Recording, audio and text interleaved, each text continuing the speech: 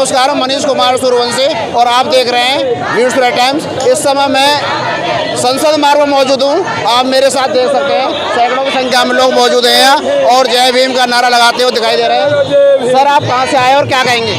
हम करावल नगर से आए हैं। क्या संदेश रहेगा सर आज?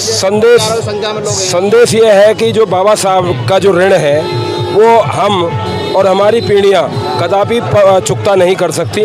तो बेहतर होगा जो सोया हुआ समाज है उसको आगे आना चाहिए। बाबा साहब की जो जयंती का प्रोग्राम है, ये समझ लीजिए ये बाबा साहब की जयंती के साथ में जो दबा कुचला समाज था उसका आज़ादी का दिन है। कैसे आज़ाद हो पाएगा सर समाज?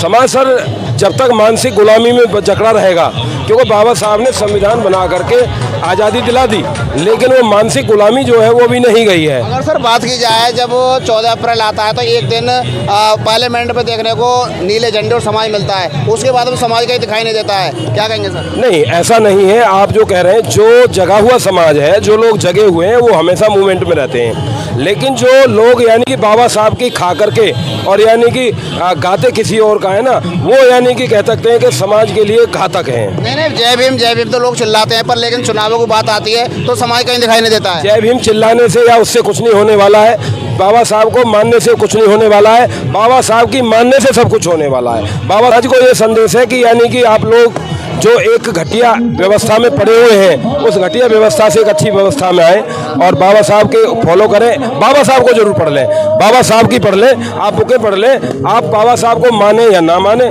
इससे फर्क नहीं पड़ेगा, लेकिन बाबा साहब की जो बुकें उन्हें पढ़ करके आप बाबा साहब की माने तो आपको निश्चित फर्क पड़ेगा। मेरे साथ कुछ महिला भी हैं, मैं कुछ महिलाओं से बात कर रहा हूँ। मैडम, आप आएंगे, नीली टोपी नीली साड़ी, क्या संदेश रहेगा? सैकड़ों की संख्या में लोग हैं आपके साथ में। जी, बाबा साहब ने जो हमें अधिकार दिया है, बाबा का हम कर्ज नहीं निभा सकते, क्योंकि बाबा साहब डॉक्टर भीम अम्बेडकर ने नारियों के सम्मान और शिक्षा के लिए अपना पूरा जीवन बलिदान दिया, संघर्ष किया। वो दोनों हाथों से लिखते थे, उन्होंने ही संविधान को तैयार किया, 2 साल 11 महीने 18 दिन में तैयार किया। अगर देखिए, ये आपने शायद लाइन पढ़ी होगी, बाबा साहब ने कहा था कि मुझे पढ़े लिखे लोगों ने धोखा दिया।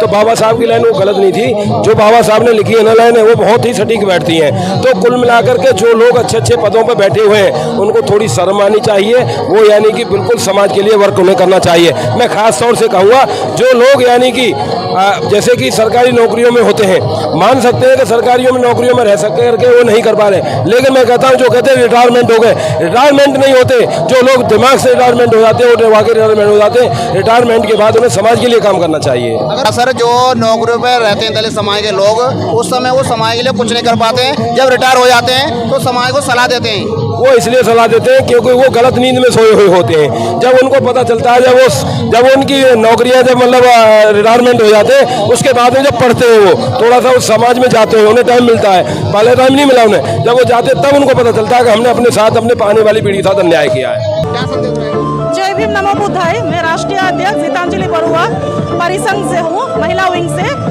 मैं ये बोलना चाहूँगी कि हमारे राष्ट्रीय अध्यक्ष डॉक्टर उदित राज सर हमेशा से सालों साल से ये स्टॉल लगाते आए हैं। ये सिर्फ स्टॉल लगाने का हमारा मकसद ये है कि कोई चीज़ें हमें बेचनी या खरीदनी नहीं है।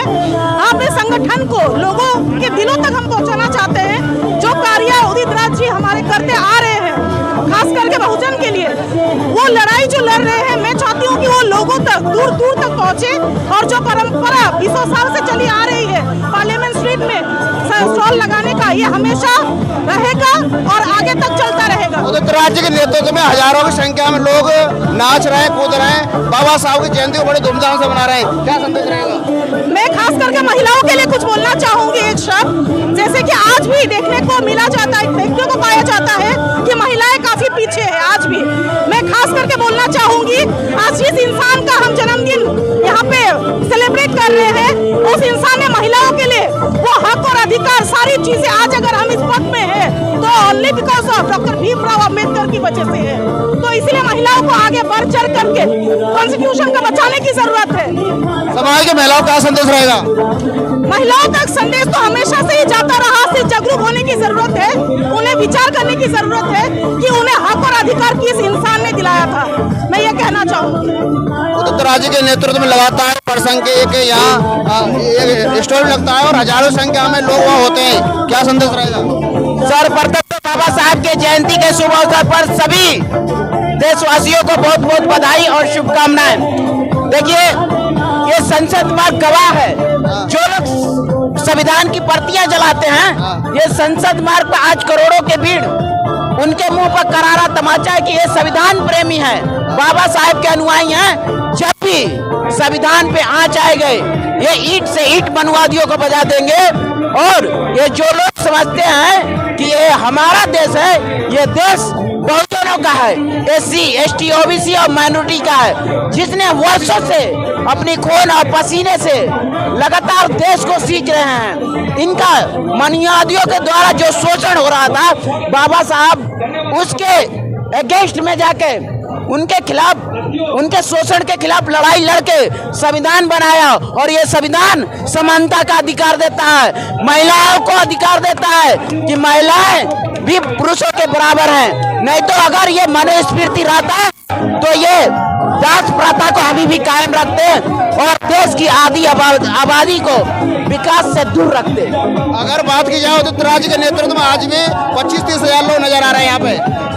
परिसंघ के राष्ट्रीय अध्यक्ष माननीय डॉक्टर उदित राज जी लगातार बहुजनों के मुद्दे पर एक्टिव है, चाहे वो EVM के माध्यम से संविधान के साथ खिलवाड़ हो या बीजेपी के नेताओं द्वारा जब भी संविधान पर उलझ जुलूल बयान दिए जाते हैं, उसके खिलाफ माननीय डॉक्टर उदित राज जी सैकड़ों और हजारों की संख्या पे उनका विरोध प्रदर्शन करते हैं। तब ये मनुवादियों की सरकार 144 की धारा लगा के माननीय डॉक्टर उदित राज जी को गिरफ्तार करती है।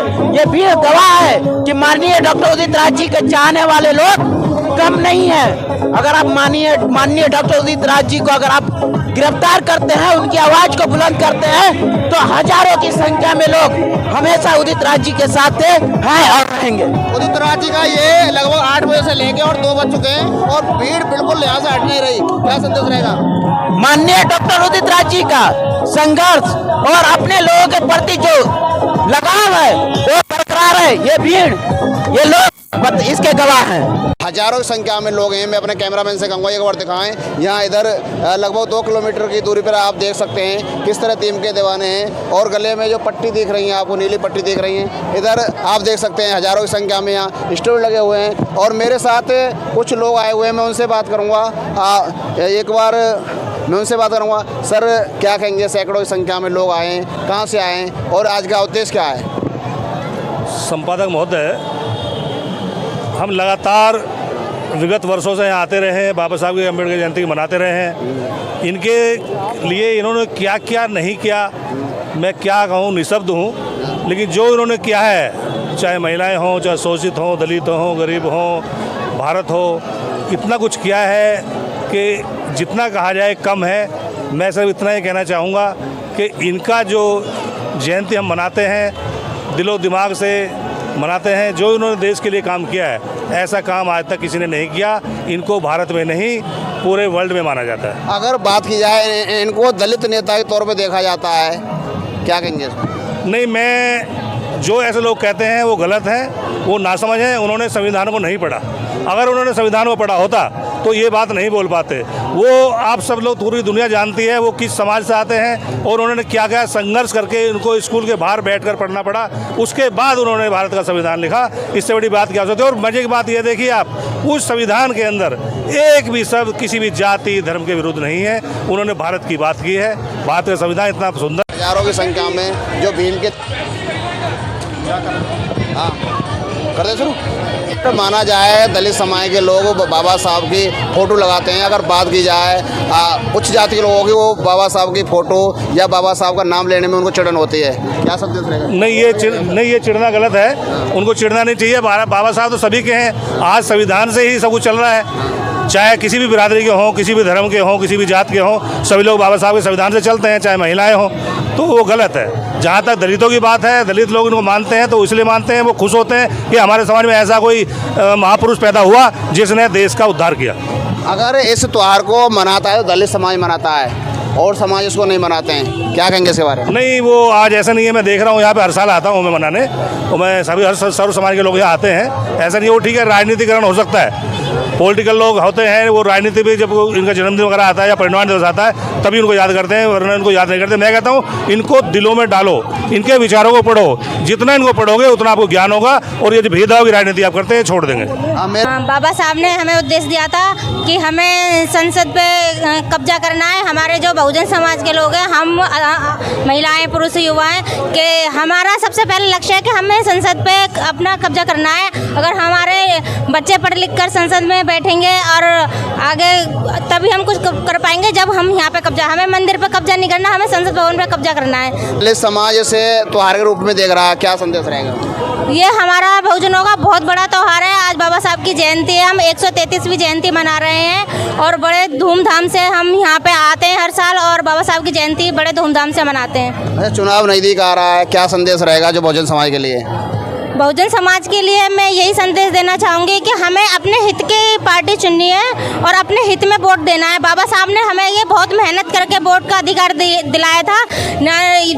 जब हमारे देश में संविधान लागू नहीं था उससे पहले हमें वोट डालने का भी अधिकार नहीं था।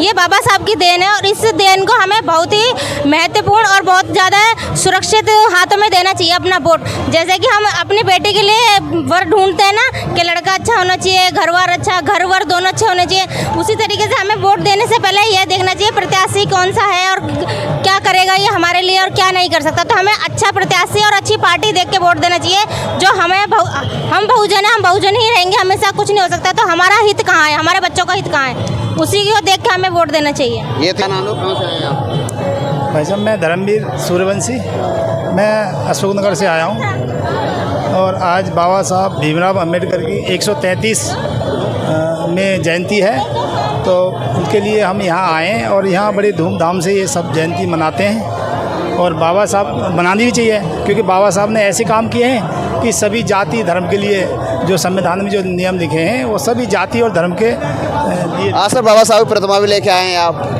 हाँ जी, बाबा साहब की प्रतिमा हमारे पास थी नहीं तो आज प्रतिमा लेके आए हैं, वो ऑफिस में लगाएंगे। तो सर समाज लोगों को क्या संदेश देना चाहते हैं? इस समाज के लोगों को ये संदेश देना है, बाबा साहब की जयंती हमेशा मनानी चाहिए और बाबा साहब ने जो काम किए हैं हमारे लिए वो सराहनीय हैं और कभी भूल नहीं सकते।